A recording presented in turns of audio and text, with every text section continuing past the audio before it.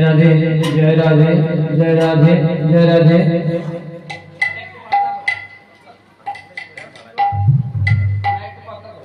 जय राधे जय राधे जय राधे श्याम जय राधे श्याम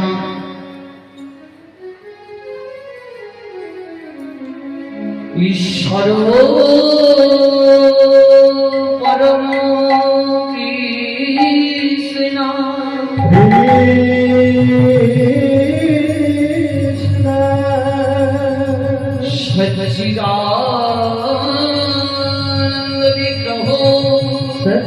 सच्चिदानंद विग्रह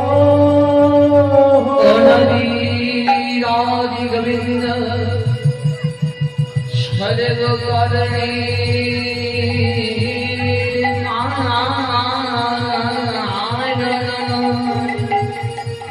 सर्वकारणे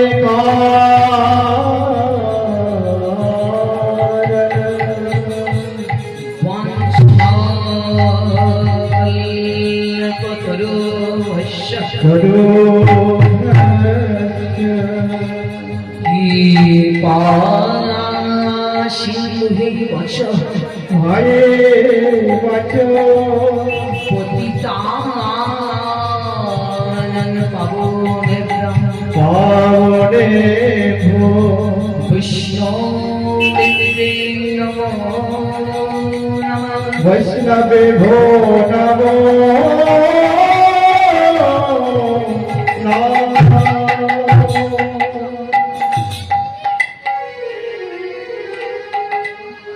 गोलोके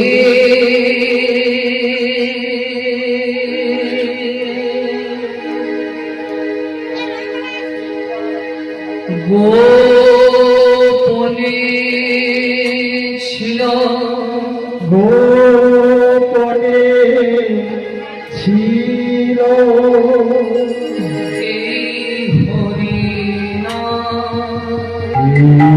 हरि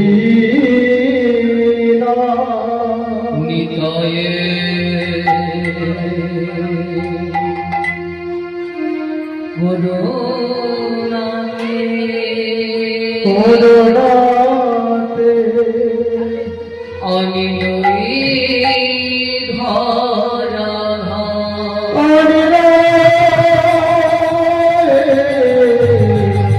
धरा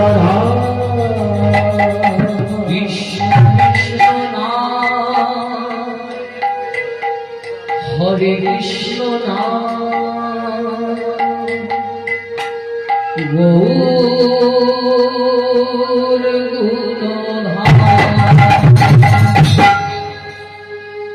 कृष्ण कृष्ण कृष्ण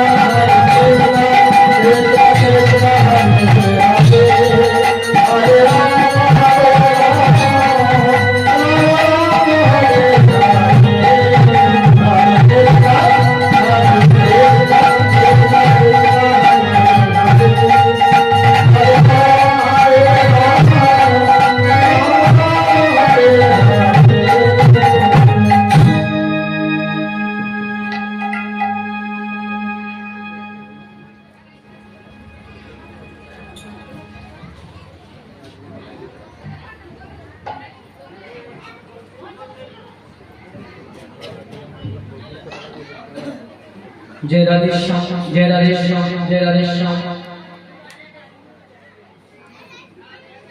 जय राधे जय राधे जय राधे भक्तिमती मायरा एवं আমার গৌর ভক্তমণ্ডলী আপনাদের এই মহতী সরাকপাড়া হরিমন্দির প্রাঙ্গণে 16 প্রহরী হরিনাম সংকীর্তন হয়েছে। সেই 16 প্রহরী হরিনাম সংকীর্তনের নিশি জাগরণ করে অতিক্রম করে আমার শ্রীকৃষ্ণ চৈতন্য মহাপ্রভু সচিব দুলালিয়া গোড়া বিষ্ণুপ্রিয়ার প্রাণে বধুয়া নদিয়ার সোনার নিমাই আজকে শিবাস আগিনা মাঝে শয়ন করেছে। তাদেরকে পরকর্তা বৈষ্ণব কবি আমার এক পাশে খুব সুন্দর করে শোভাটা দর্শন করে পর্দায় কলম রাধে রাধে ও শুধিয়াছে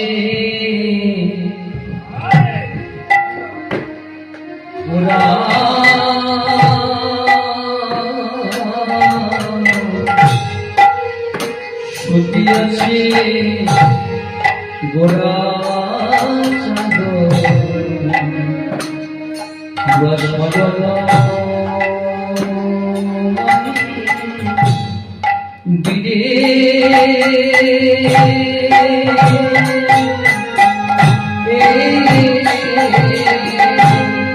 শুতি আছে গোরা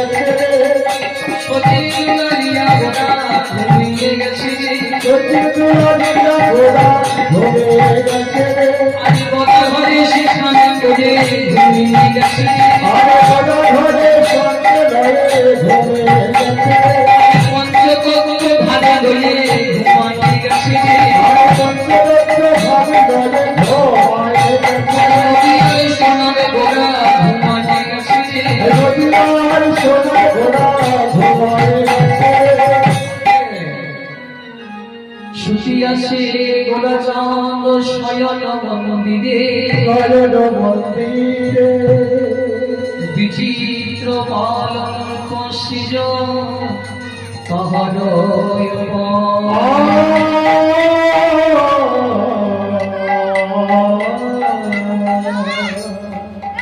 গৌর ভক্তমন্ডলী ভক্তিমতী মায়েরা,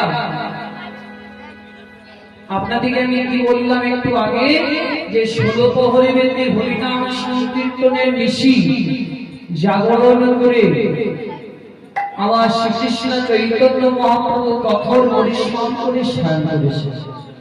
কে শয়ন করেছে? শ্রীকৃষ্ণ চৈতন্য মহাপ্রভু। শ্রী মানে শ্রী শ্রী রাধা ঠাকুরানী, কৃষ্ণ মানে জগৎ চিন্তামণি। রাধা কৃষ্ণ দুজন্য এক হয়ে কলির অচৈতন্য দেবীকে চৈতন্য দান করার জন্য নাম ধরলেন শ্রীকৃষ্ণ চৈতন্য মহাপ্রভু। কলিযুগে নাম আনলেন এই হরি বল, হরি বল হরি বল হরি বল।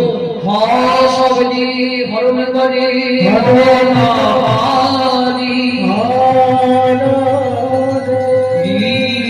শব্দে দুয়ারে নাশে নিরবধি ন শব্দে নাশ করে পিতার জ্বালা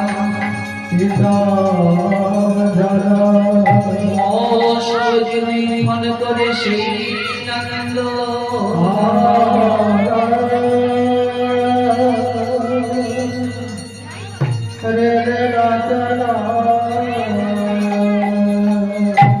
মাগো, একটা জমিতে যদি ফসল লাগানো হয়, আপনাদের এটা সরাপাড়া সবাই কিন্তু এখানে চাষ করে।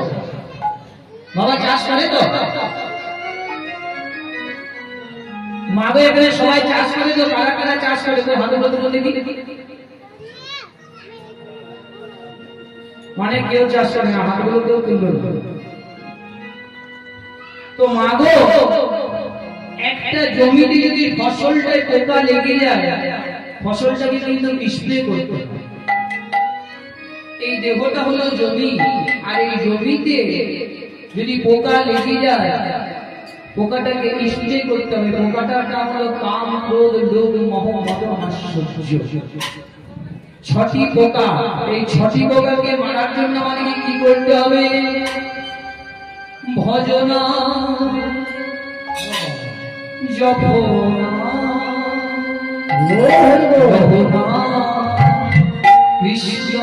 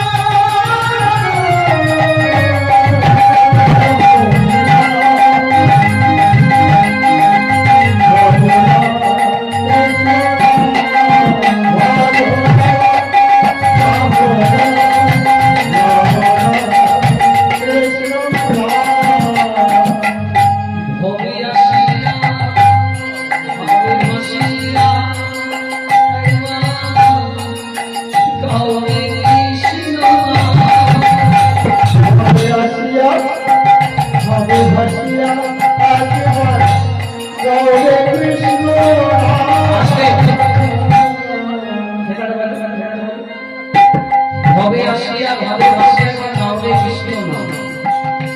ভবে আসিয়া ধরাধামে সে কি বললাম বাবা, আমরা ধরাধামে এসে কি বললাম, মায়াজালে আবদ্ধ হয়ে ওরা ভুলে গেছি যে একদিন আমাকে এই ভব সংসার ছেড়ে দিয়ে যেতে হবে। তাহলে কর্ম ভালো করবো তবে তো বাবা, কর্ম যদি খারাপ করে থাকি যাওয়া যাবে তো।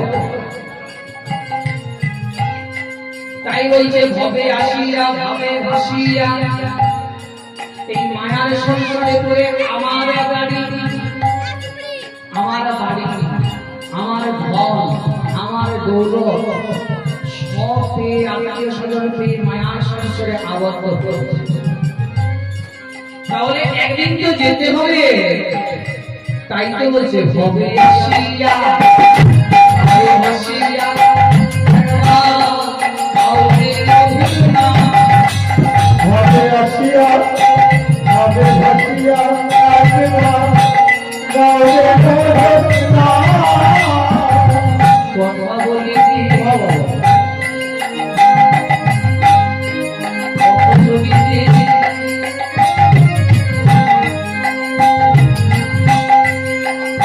ললিতে গাওরে কৃষ্ণ কথা বলিতে কথা চলিতে চলিতে গাওরে কৃষ্ণ কথা বলিতে পথ চলিতে বাবা, যে রাস্তায় পার হয়ে যাচ্ছে একজনা দেখে বলছে রাধে রাধে, আর আমি কি বললাম?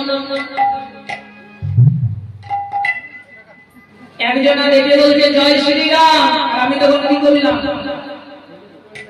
আবার বাবা এই হরিবাসরে আমি বললাম জয় শ্রীরাম, কেউ কিন্তু বাবা ভাববেন না এটা ভগবানের নাম, এটা কোনো পার্টির নাম নয়। কেউ ভাববেন না যে মুরগায় বিজেপি করে, মুরগায় কোনো পার্টি করে না বাবা। আমরা একটাই পার্টি করি, আমরা একটাই জানি যে আমাদের প্রধানমন্ত্রী হলো একজনই, ঈশ্বর পরম কৃষ্ণ সচ্চিদানন্দ বিগ্রহ, অনাদি আদি গোবিন্দ, সর্ব কারণের কারণ। কিন্তু জয় শ্রীরাম কি বাবা কোনো ব্যাপার নেই। কেন? আজকে 500 বছর পরে যে আমাদের বাঙালিদের হিন্দুদের আজকে আমরা দান ফিরে পেয়েছি, বাবরি মসজিদ ভেঙে 500 বছর পরে যে রাম মন্দির নির্মাণ করেছে, আমরা সবাই কিন্তু সাহায্য করেছি, কিন্তু একটা মাত্র মানুষ ওই জায়গাটায় আগে কিন্তু ওই বাবরি মসজিদটাকে ভেঙে আর রাম মন্দির করতে পেরেছে। সেটা কে বাবা? সেটা আমাদের দেশের ভারতবর্ষের প্রধানমন্ত্রী নরেন্দ্র দাস দামোদর ভাই মোদীজি। তিনি যে এত বড় ভক্ত হয়ে ওই বাবরি মসজিদ ভেঙে রাম মন্দির করতে পেরেছে, তার চরণে শতকোটি প্রণাম। তো আমাদের কিন্তু জয় শ্রীরাম বলতে কোনো ব্যাপার নেই। হাতগুলো তুলে আপনারা আমার সঙ্গে বলুন জয় জয় শ্রীরাম। তো মাগো তাই তো বলছে কথা বলিতে পথ চলিতে ললিতে গাওরে কৃষ্ণ কথা বলিতে কথা চলিতে চলিতে গাওরে কৃষ্ণ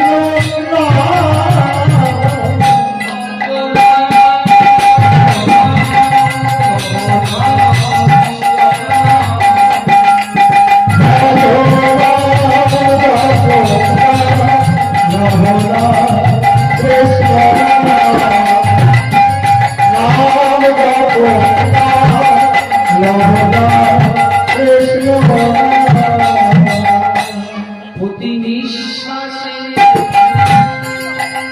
বিশ্বাসে গাওরে কৃষ্ণ পৃথিবী শ্বাসে বিশ্বাসে একবার গাওরে কৃষ্ণ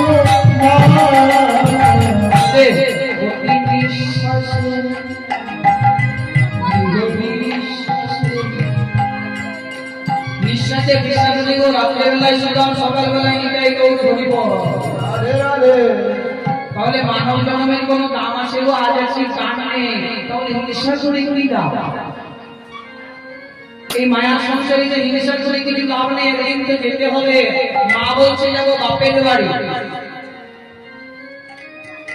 মা বলছে যাবো বাপের বাড়ি, মা চলে গেল বাপের বাড়ি। বাবা বলছে যাবো শ্বশুর বাড়ি, বলি তুমিও যাও, বাবা গেল শ্বশুর বাড়ি।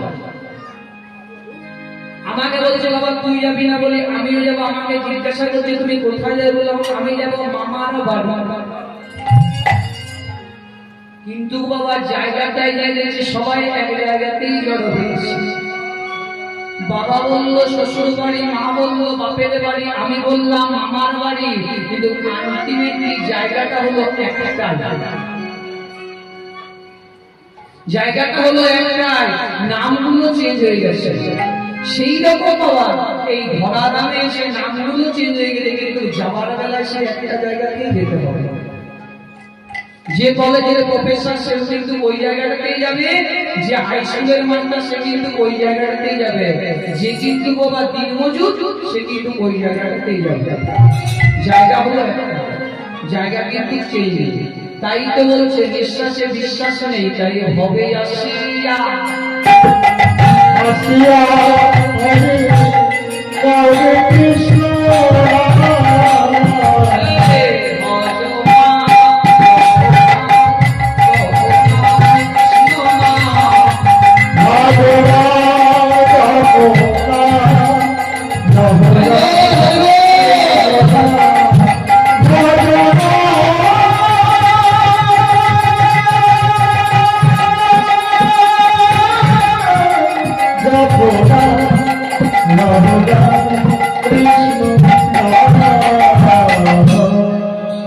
তাহলে মাগো আমার সঙ্গে এবার আপনারা হাতগুলো তুলে দেখি সবাই মিলে বলুন শ্রী গুরু দেবানন্দ নিতাই গৌর হরি বল হরি বল।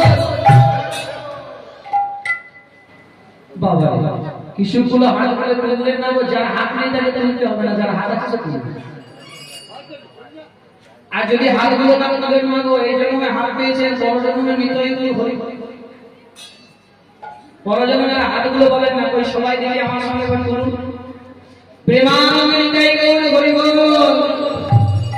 বাহ বড় জন্মে সবাই দিকে মাগো আমার হাতগুলো তুলে কি না হরি বল। বাহ বাহ সবাই বলেছে মাগো এই যে আপনাদের এখানে 16 পাওয়ার হরিনাম হয়েছে, তো এই যে এত কঠোর পরিশ্রম করে আমাদের এখানে কমিটির বাবারা এত জায়গা আদায় করে হরিনাম সংকীর্তনের আয়োজন করেছে, তো আপনাদের মনে একবার জাগলো না যে হরিনাম করে কি লাভ? আপনারা প্রশ্নটা করবেন না যে বাবা বিশাল হরিনাম করে কি লাভ? আমি কিন্তু আপনাদেরকে বলছি না, কে কাকে বলছি জানেন? দেবশ্রী নারদ ভগবানকে বলছে প্রভু আপনি সত্যি নারায়ণ, ত্রেতায় রাম, দাপরে কৃষ্ণ, কলিযুগে কি হবে? বলে কলিযুগে কি হবে জানো নারদ? কলিযুগে হব আমি নদী নিমা নদী জলেবা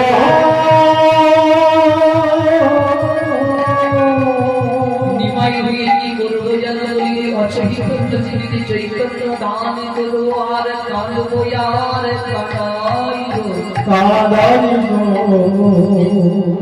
বলে হরিনাম, হরিনাম করে কি লাভ? আস্তে বলছে হরিনাম করে কি লাভ? বলে দেখো না তুমি যে প্রশ্নটা করলে এই প্রশ্নের উত্তর তো আমার কাছে নেই।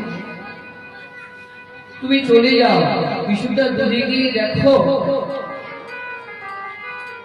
অনেকটা গোবর রয়েছে, সেই গোবরের মধ্যে লক্ষ লক্ষ গোবরে পোকা কিলবিল কিলবিল করছে। সেই গোবরে পোকাগুলোকে বলবে হরি নাম করলে কি হয়? না তো বলছে গোবরে পোকা বলে দিলে হরি নাম করলে কি? বলে হ্যাঁ তুমি জানো না তো আমার কৃপা বলে কি হয়? আমার কৃপা হলে অনন্ত নয়ন পায়, আমার কৃপা হলে বাবা কথা বলতে পারে, বাবা কথা বলতে পারে, আমার কৃপা হলে ওরা চলতে পারে, ওরা চলতে পারে। তুমি চলে যাও নিশ্চয়ই গোবরে পোকা বলে দেবে যে হরি নাম করলে কি হয়। নারদ মনি মনের আনন্দে, তখন তো হরিনাম কৃষ্ণ নাম ছিল না, নারদ গাইতে গাইতে যাচ্ছে হে রাধা রমণ মদন মোহন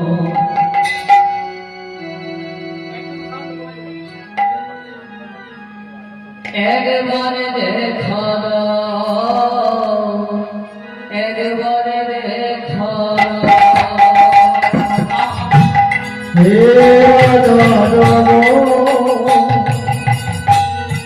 মদন একবার দেখা তোর হে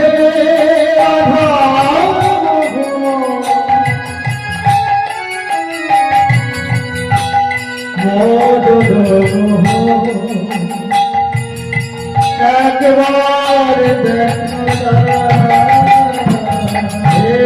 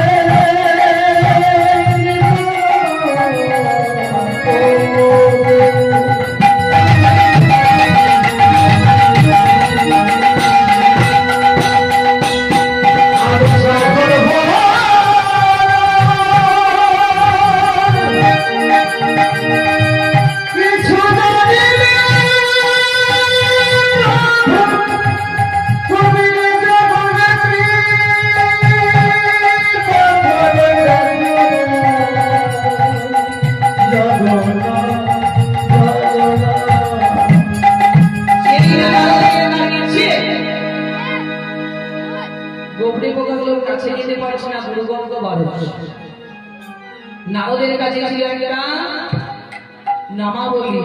তাড়াতাড়ি নারদ নামাবলীটাকে নাকে চাপা দিয়ে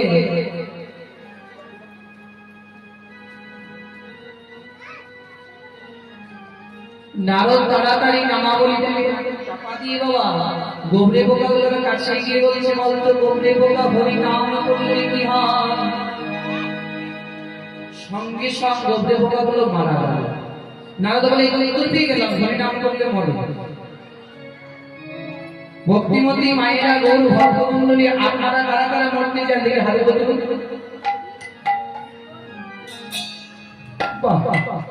এতগুলোর মরা ইচ্ছে হয়ে গেছে। মাগো যারা হাতগুলো তুললেন না, হরিনাম করলে আমরা মরবো না বাবা। ওই আমাদের যে ছোটি পোকা বললাম না, ওই ছোটি পোকা মারা যাবে। কাম ক্রোধ লোভ মোহ মদ মাৎসর্য, আমরা মারা যাবো না, ওই পোকাগুলো মারা যাবে। নারদ ফিরে গেছে, ভগবান বসে নারদ উত্তর পেলে বলে হ্যাঁ হরিনাম করলে মরে। বলে আবার যা, বলে কোথায়? কিছুটা দূরে গিয়ে দেখো গাভী, কিছুটা দূরে গিয়ে দেখো একটা গাছের ডালে দুটো পাখি বসে আছে। পাখি দুটো গিয়ে বলবে যে হরিনাম করলে কি হয়? বলছে পাখি বলে তো বলে হ্যাঁ। নারদ আবার মনের আনন্দে গাইতে গাইতে যাচ্ছে, খেলিস এই বিশ্ব লয়ে বিরাট শিশু আনমনে খেলেছ খেলেছো এরি সামনে বিরাট শিশু আনমনে খেলেছো প্রলয় সৃষ্টি তব পুতুল খেলা নিরজনে প্রভু নিরজনে খেলেছো এরি সামনে বিরাট শিশু আনমনে খেলেছো ওরে পাখি বলতো হরি নাম করলে কি হয় সঙ্গে সঙ্গে পাখি দুটো মারা যায়। নারদ বলে তুমি করতে গেলাম হরি নাম করলে হবে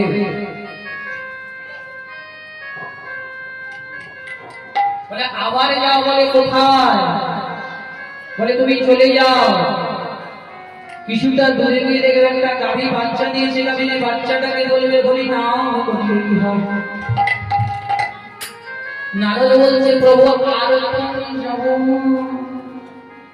বলছে কেন বলে না প্রথমে মারলাম গোবরি পোকা তারপরে মারলাম গাছের ডালের পাখি এইবারে যদি আমি যাই গোহত্যা মহাপাপ আর আমি যাব না তুমি জানা নারদ গাভীর বাচ্চা বলে দেবে হরি নাম করলে কি হয়। ভগবান যেই নাম বলেছে নারদ মুনি ভগবানের কথা মতো দিয়ে দাঁড়িয়েছে বলছে বলতো গাভীর বাচ্চা হরি নাম করলে কি হয়। সঙ্গে সঙ্গে গাভীর বাচ্চাটা মারা নারদ বলে একটু গেলাম হরি নাম করলেই মরে বলে প্রভু উত্তর দিয়ে গেলাম মোটা নিতাই হরি বল বলে আবার যাও এটা উত্তর বলে কোথায় বলে পুরুলিয়া আনেড়া পাড়া থানা অন্তর্গত সাঁকড়া গ্রামে যে মহারাজা রয়েছে সে রাজার ঘরে একটা রাজপুত্র জন্মগ্রহণ করেছে সেই পুত্রটাকে বলবে হরি নাম করলে কি হয়। নারদ বলছে এই পুত্রটা বলে দেবে দয়াল হরি বল এইবারে বলে কেন বলে প্রথমে মানলাম গোবরি পোকা তারপরে মানলাম গাছের ডালের পাখি তারপরে মানলাম গাভীর বাচ্চা আর আমি যাব তুমি যাও না না ওই গাভীর বাচ্চাটা বলতে পারলো না ওই শিশুটা বলে দেবে হরি নাম করলে কি হয়। যেই না নারদ মুনি গিয়ে আতুরে ঘরে প্রবেশ করছে বাচ্চাটা তাড়াতাড়ি নেমে নারদকে বলছে প্রণাম হই। নারদ বলছে তুই আমাকে চিনিস না কি? হ্যাঁ কখন থেকে অনেক দিন ধরে।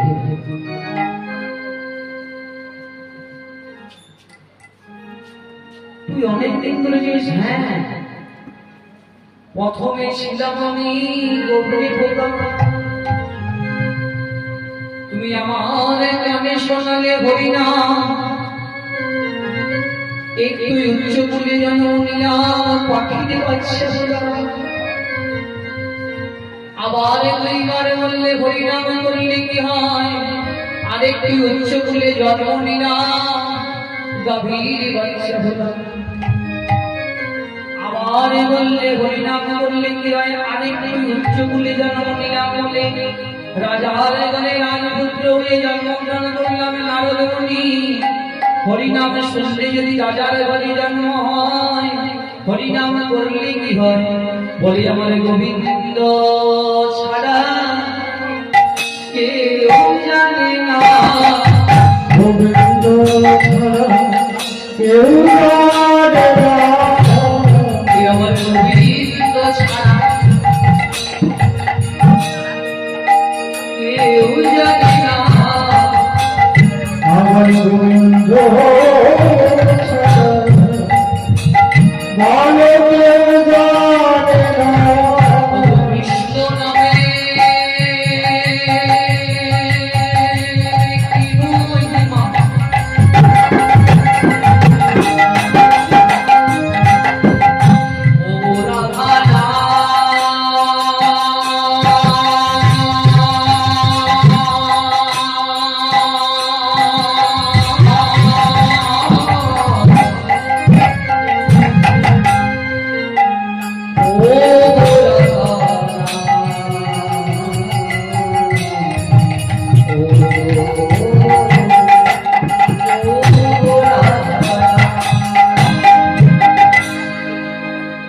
তাহলে হরিনাম করে কইরা বলতে পারলেন তো বাবা?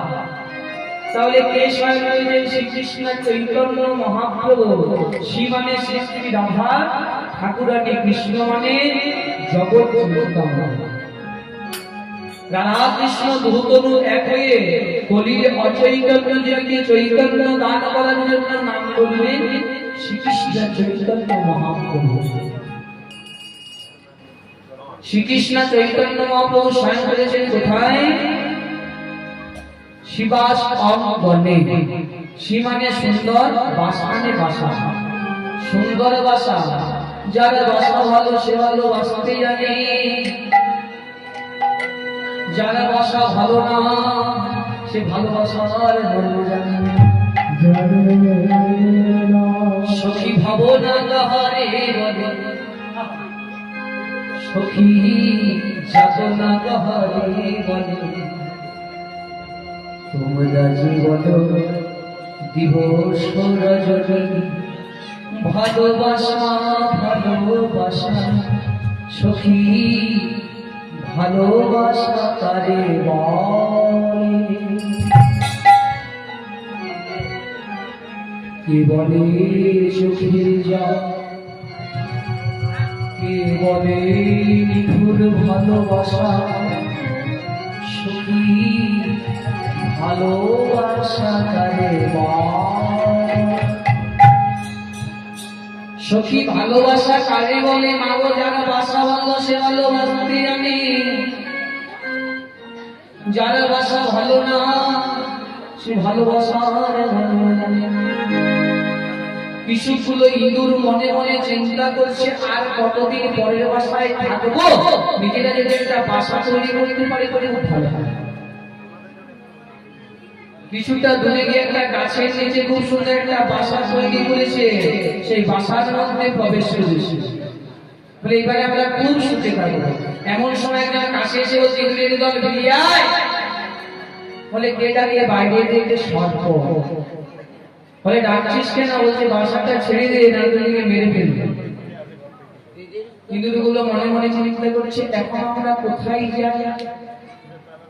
তখন কিছুটা দূরে গিয়ে একটা গাছের নিচে একটা আবার বাসা তৈরি করেছে। সর্প বলছে বাসাটা ছেড়ে দে, না হলে তোদেরকে মেরে ফেলবো। ইঁদুরগুলো মনে মনে চিন্তা করছে আমরা কোথায় যাই। তোমার আপনাদের গ্রামে ওই হরি মন্দিরের পাশে বাসা তৈরি করে আসে বাসার মধ্যে প্রবেশ করেছে। বলে এখানে সর্প আসতে পারবে না, সর্প যদি আসে গ্রামবাসী তাড়াবে বা মারবে। তাহলে তত্ত্বটার মধ্যে কি পেলাম? আমি হড় হড় করে বলে দিলাম, আপনারা শুনে নিলেন। এটা তোমাকে ভাঙতে হবে। ভক্তিমতী মায়েরা গৌর ভক্তমন্ডলী কীর্তন কি যুক্ত রকম, কীর্তন কি যে রকম এর মধ্যে আছে বাবা, যার ভিতরে যায় সেই বুঝতে পারে। সর্প যেমন যদি সবল দেয়, সর্প যেমন বাবা বিষটা অপরে ওঠে, সেই রকম যদি আমার এই গোবিন্দ রূপী সর্প কামড়ে দেয়, বিষটা কিন্তু যদি উপরে উঠে যায় তাহলে তবেই কৃষ্ণ প্রেমের মন্দির হয়। তো মাগো এই তত্ত্বটার মধ্যে কি পেলাম? আমি বিশাল ব্যানার্জি। আমার একটা বাসা সাঁকড়ায়, একটা বাসা আগ্রায়, একটা বাসা বাবা পাড়ায়, একটা পুরুলিয়ায়, একটা কলকাতায়, একটা দুর্গাপুরে, যত জায়গায় বাসা বানাচ্ছি কলির কালসা বাবার পেছনে পেছনে দৌড়চ্ছি। তাই কলির কালসাপের থেকে দূরে হতে হলে যদি সাধুগুরু বৈষ্ণবের চরণ বাসায় আশ্রয় করা যায় তবে কলির কালসাপ আমার কাছে হতে পারবে। তবে শ্রীকৃষ্ণ চৈতন্য মহাপ্রভু এই বাসাতে সহায়তা করবে। তাই শুকিয়েছে বলেছে আমাদের স্বয়ং মন্দিরে বিচিত্র পালন সেটা বিচিত্র। বিচিত্র কথাটার অর্থটা হলো যাহা কখনো দর্শন হয় না। বিচিত্র যাহা কখনো দর্শন হয় না। আমার স্ত্রী কুয়োতে জল আনতে গেছে, বালতিটা পড়ে গেছে, আমাকে এসে বলছে গো বালতিটা পড়ে গেল, ওই ছোট বালতি নিয়েই জল আনতে গেল। 7 দিন পরে জল আনতে গেলে সে বালতিটাও কুয়োতে পড়ে গেছে। আমাকে যে বলছে ও বালতিটা পড়ে গেল, আমি কাটা নিয়ে গেলাম বালতিটা তোলার জন্য। যেই না কাটাটা নামিয়েছি, দেখছি বড় বালতিটার ভিতরে ছোট বালতিটা সাজানো আছে। মনে মনে চিন্তা করলাম বড় বালতিটার ভিতরে ছোট বালতিটা এলো কি করে? এটাই তো বাবা বিচিত্র, যেটা কখনো দর্শন হয় না। আশ্চর্য, বড় বালতিটার ভিতরে ছোট বালতিটা এলো কি করে? তাই বিচিত্র করার অর্থটাই হলো আশ্চর্য, যা কখনো দর্শন হয় না, কল্পনার বাইরে। তাই প্রভু যিশু সেটাই স্বয়ং করেছিল, কল্পনা করা যায় না, কল্পনার বাইরে। তাই শিখিয়েছি বলেছে আমরা স্বয়ং মন্দিরে বিচিত্র পালন করেছে তাহার উপরে। সবাটা দর্শন করে মনে হয় মেঘে রবি জোরি সম, বিজুলি সম, মেঘে রবি জুড়ি সম, রাধে রাধে হানিয়া করে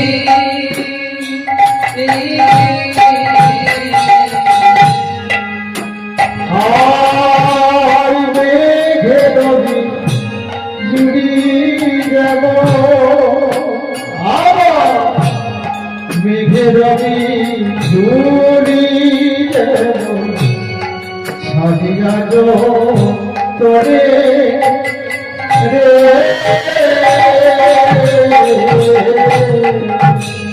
কত সোহাগ দিয়া আমি কত শোভা দিলা বিধি,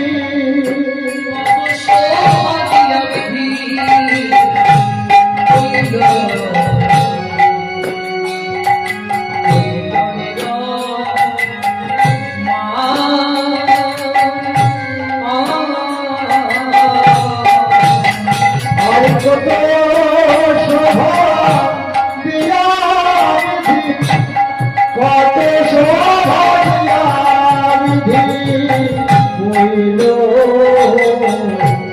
হইল নিরমা।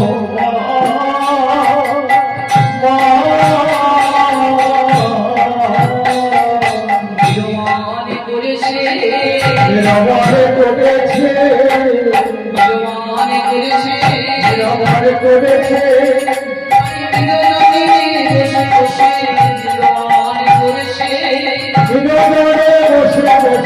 নির্মাণ করেছে, আমার সতীর গুলামিয়ার বদন আর সতীর দুলালিয়া গোলা নির্মাণ করেছে, আমার নদী আমি হাড়ি গোলা নির্মাণ করেছে। মেঘের বিজুলি সম ছাড়িয়া যতনে, কত শোভা দিয়া বিধি কইল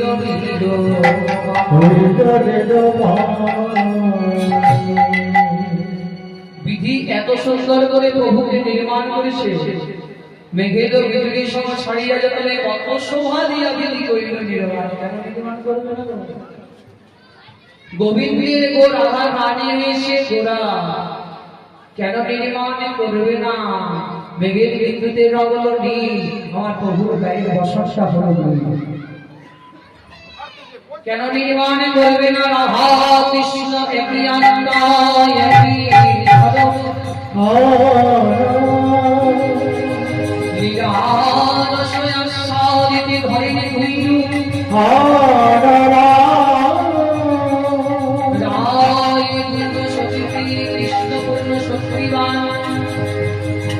দুই দেহ ভেদে গায়ে শাস্ত্র পদ।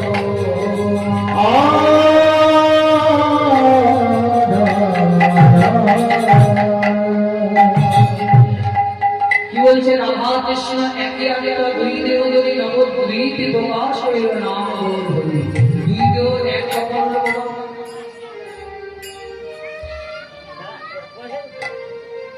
দুই দেহ এক কখন হলো? যদি আমাদেরকে জানতে হয় তো দাপর যুগে লীলায় যেতে হবে। দুই দেহ এক কখন হলো জানতে হলে আমাদেরকে দাপর যুগে লীলায় যেতে হবে। ভগবান দাপর যুগে কালকার সিংহাসনে বসে আছে আর চিন্তা করছে, একদিন ভজরা দ্বারকা নগরী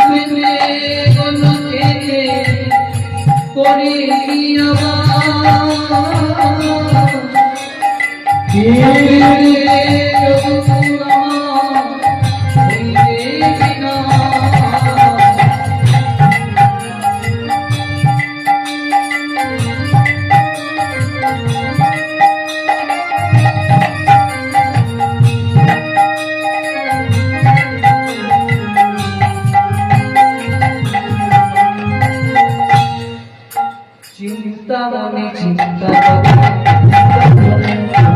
করে বসিয়া পালাম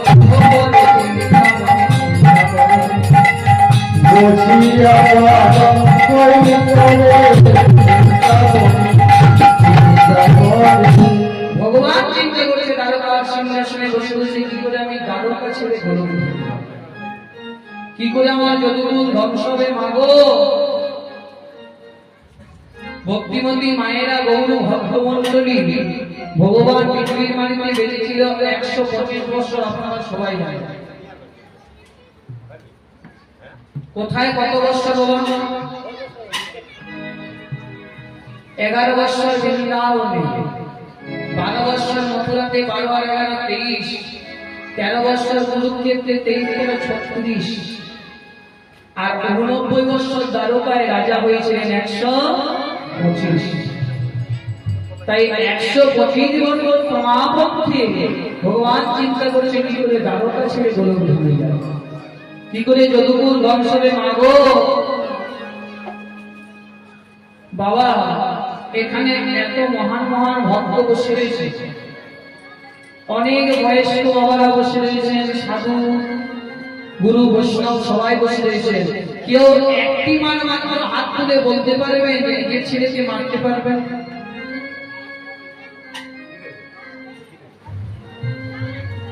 একজন মা মাত্র হাতটা তুলেছে।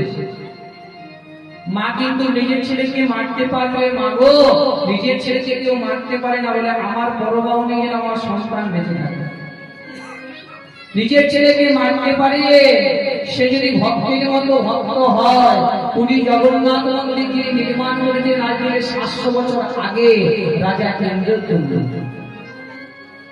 জগন্নাথ অর্থজ্ঞান হয়ে বলেছিল, রাজা তুই আমার এত সুন্দর মন্দির নির্মাণ করলি, আমার কাছে কিছু চাই না। রাজা ইন্দ্রদ্যুম্ন করজোড়ে করে বলেছিল, জগন্নাথ আমি যেটা চাইবো দয়াল তুমি আমায় সেটাই দেবে তো? আমি তোকে কথা দিলাম না, যদি আমার কাছে শশা গোটা পৃথিবী চাষ আমি তাই রাজস্ব করে দেবো, কোটি কোটি টাকা খরচা করে এত সুন্দর মন্দির নির্মাণ করেছিস। দয়াময় আমি রাজা ইন্দ্রদ্যুম্ন 18টি ছেলের পিতা, একটি করে সন্তান যেন 18 দিনের ভিতরে 18টি সন্তান পায়। জগন্নাথ চুপ কর, তুই কি বলছিস? সবাই সন্তানের জন্য আমার মন্দিরে অবহেলা করছে, তুই সন্তানকে মারতে চাইছিস? দয়াময় 18টি ছেলে যদি বেঁচে থাকে দয়ালে, কেউ দেবে শাক ভাত, কেউ দেবে দুধ ভাত, যেন পালির ভাত আমার জগৎ পিতাকে না দেখে। বাবা এখন তো এটা একটা দূষিত হাওয়া ঘুরে বেড়াচ্ছে। বাবা মায়ের একটা দুটো তিনটে ছেলে রয়েছে, আর এক মুঠো ভাত কিন্তু দেওয়ার বেলায় নাই। তো মা গো, তিনটে ছেলে রয়েছে, ভাত দেওয়ার বেলায় কেউ নেই। বাবা একটা জিনিস জেনে নেবে, ধর্মের কল বাতাসে নড়ে। ভাত দেবে না ঠিক আছে, শাস্তিটাকে কিন্তু পেতেই হবে। ছোট্টবেলায় মা কাঁদে ছেলে ভাত খাই না, বড় বলে মা কাঁদে ছেলে ভাত দেয় না। যার বাড়ি যাই বাবা গান করতে গিয়ে যার বাড়ি গেলাম, এক কাপ চা দিয়ে গায়কটা নামিয়ে দিয়ে হাতটায় জল দিয়ে বলো ভাই বাবা একটু বলে দিয়েছেন যেন ছেলেটা একটু সব সাইডে কিন্তু তাই হয়ে গেছে। বাবা একটু বলে দিন ছেলেটা যদি এক মুঠো ভাত দেয়। মাগো, যে ছেলেটাকে 10 মাস 10 দিন গর্ভে ধারণ করলেন, যে ছেলেটাকে লালন পালন করে বড় করলে, সেই ছেলেটা যদি শেষ দিকে বাবা হরিব যখন মারা যায় বেনা গাছটা গেলে, আর বেনা গাছের মধ্যে হরিব কলা দেবে, দুধ দেবে, বলে আমার মা না খুব কলা খেতে ভালোবাসে, আমার মা না খুব সেনার মিষ্টি খেতে ভালোবাসতো। মাগো, আর জীবন্ততে এক ফোঁটা জল দিলি আমার বেনা গাছে জল। ভক্তিমতী মায়েরা গৌর ভক্তমন্ডলী, জগন্নাথ যখন 18টি ছেলে নিয়ে মারতে যাচ্ছে, 18টি ছেলে করজোড় করে বলছিল ও গো দয়াময়, পিতাকে কথা দিচ্ছ মারতে তো হবে, রাখে ধরি মারে কি আর মারে ধরি রাখে? তুমি যদি রাখো দয়াল কারো মারার ক্ষমতা নেই, আর তুমি যদি মারো দয়াল কারো রাখার ক্ষমতা নেই। দয়াময়, আমরা কি তোমার মহাপ্রসাদ সেবা পাবো না দয়াল? জগন্নাথ বলেছিল পাবি কখন জানি? আমার পুরী জগন্নাথ মন্দিরে 18টি নালা হয়ে বসবাস করে। যেদিন সাধুগুরু বৈষ্ণবের সেবা করে হাতটা ধরে সেই জলটা গড়িয়ে গড়িয়ে যাবে, সেই উচ্ছিষ্ট মহাপ্রসাদ তোরা সেবা করবি। মাগো, ভগবান কি কাউকে কাঁদিয়েছিল? হরিবল হরিবল, ভগবান কাউকে কাঁদায়নি। কৃষ্ণ যখন গান্ধারীকে প্রণাম করতে গেছে, ডাক দিয়ে বলল পিসিমা। গান্ধারী বাইরে এসে বলছে কৃষ্ণময় ডাকলি? বলে হ্যাঁ পিসিমা, কেন? একবার প্রণাম করবো। একবার যেন 100 বার কর। যেই না কৃষ্ণ গান্ধারীকে প্রণাম করেছে, পিসিমা আশীর্বাদ করবে না যে কৃষ্ণ ধর্মযুদ্ধ করি বাবা, অধর্মযুদ্ধ করবি না। বলে পিসিমা, আমি তোমার চরণ ছুঁয়ে বক্তৃতা, আমি অস্ত্র ধরবো না। কুরুক্ষেত্রের মাঠে গান্ধারী যখন শতভাইকে হারিয়ে একদিকে দুর্যোধন পড়ে আছে, একদিকে দুঃশাসন পড়ে আছে, গান্ধারী করজোড় করে বলছে দুর্যোধনের কথা বল, দুঃশাসন মা বল। জল পিপাসায় কাতরে বলছে যে অছাকলায় জল দেবে। পেছন থেকে কৃষ্ণ দাঁড়িয়ে বলছে পিসিমা, তুমি জল চাইলে না? পিসিমা তুমি জল চাইলে না? চেয়ে দেখছে কৃষ্ণ। কৃষ্ণ তুই যা, তোর হাতে জল খাবো না কেন? পিসিমা না, তুই ওই হাতে অস্ত্র ধরেছিস। পিসিমা, আমি তো অস্ত্র ধরি নাই। বলে ভীষ্মকে যখন মারলি কেন রথের চাকাটা ঘোরালো? বলছে পিসিমা, ভীষ্ম আমাকে কথা দিয়েছিল অস্ত্র ধরাবো, আমি তার জন্য রথের চাকাটা ধরেছিলাম। পিসিমা, আমি তো অস্ত্র ধরি না। কৃষ্ণ শতপত্রের মাতা যেন গান্ধারী কুরুক্ষেত্রের মাঠে আকার করে বেঁধে যাচ্ছে, মৃত্যুর সময় যতবার মতো কেউ থাকলো না। সেই রকম তোকে আমি কুরুক্ষেত্রের মাঠে দাঁড়িয়ে চন্দ্র সূর্যকে সাক্ষী রেখে আমি তোকে অভিশাপ করলাম, তোর যদুকুল যদুবংশ তোর মৃত্যুর সময় যতবার মতো কেউ থাকবে না। পাপ ছাড়ে না বাপকে মাগো। আর গান্ধারী যে শতপুত্র হারা হলো কেন? গান্ধারী শতপুত্র হারা হয়েছে কেন জানেন? গান্ধারী যখন বাবা বিবাহ হয়ে এসে ফুলসজ্জা রাত্রি, যেই না স্বয়ং সজ্জাটায় গেছে, গিয়ে একটা মাকড়সা